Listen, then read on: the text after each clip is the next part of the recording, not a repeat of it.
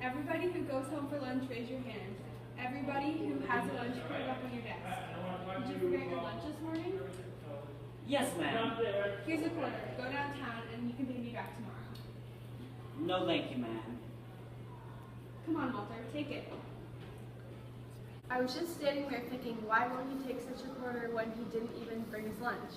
There absolutely is no reason for a poor kid who wouldn't turn down such a generous offer. What is Caroline doing? Giving a quarter to Walter Cunningham? That's crazy.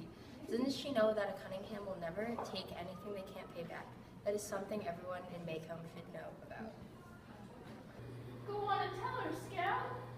Miss Caroline? Yes, Jean Louise? He's a Cunningham. I beg your pardon?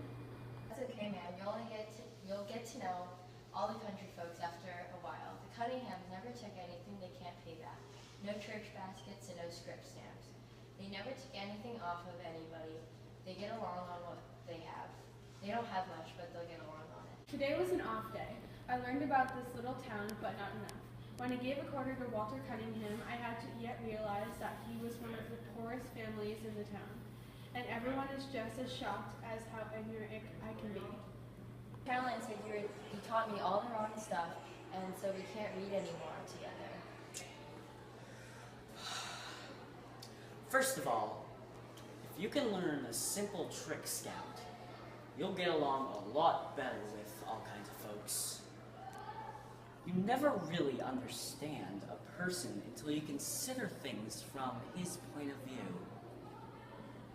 Until you climb into his skin and walk around in it. You learn many things today.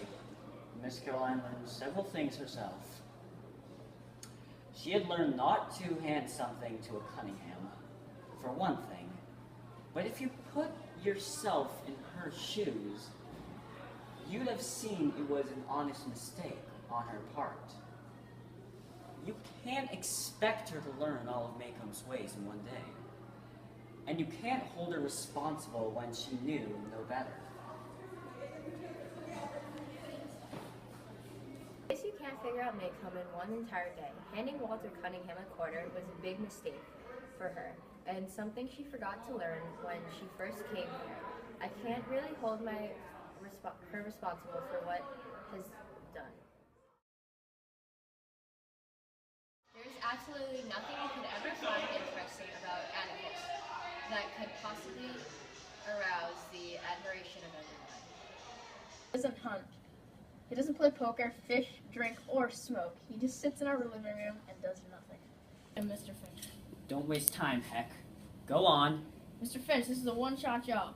I haven't even shot in a rifle in 30 years. I feel mighty comfortable if you did now.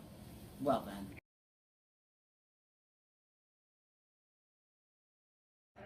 He just took the rifle and shot old Tim Johnson. It was just shocking to see Atticus pick up a gun and shoot a helpless animal, even if it is dangerous. To my understanding, Atticus has the name One-Shot Finch. He never told me nor Scout about this, instead wanting to be his own boring self. I don't think he takes pride in his talents. He only uses them when it is necessary. Mrs. DuBose? Don't say hey to me, you ugly girl. You say good afternoon, Mrs. DuBose. Something is messed up about Miss Du Bois.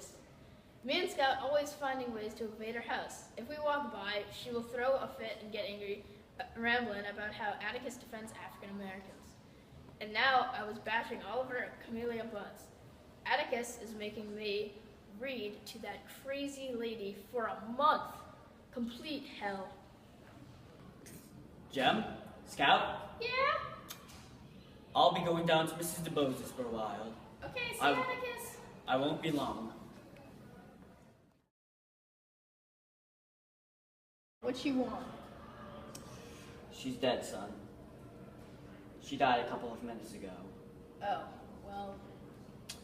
Will is right. She has been sick for a long time. Son, didn't you know what her fits were? Well, she was a morphine addict. She took it as a painkiller. The doctors put her on it, and she'd have spent the rest of her life on it. Then? With and died without so much agony. I guess I've learned something today. Maybe Miss Du Bois wasn't so bad at all.